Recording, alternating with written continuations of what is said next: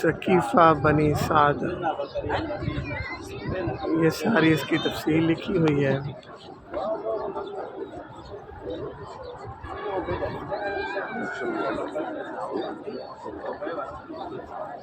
حضرت ابوبکر صدیق رضی اللہ تعالیٰ عنہ نے نبی کریم صلی اللہ علیہ وسلم کی وفات کے بعد اسی باغ کے اندر بیٹھ کر صحابہ رضی اللہ تعالیٰ عنہ کو اپنے ہاتھ کے اوپر بیعت کروایا تھا۔ یہ وہ سارا پیچھے باغ ہے، آپ سب بھی اس کی زیارت کر لیں۔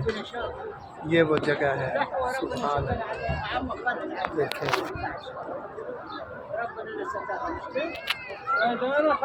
مسجد کے دروازہ نمبر 322 سے باہر نکلیں تو پھر یہ آ جاتا ہے۔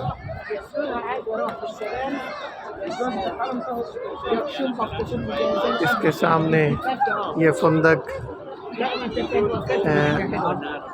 اعمار النیت۔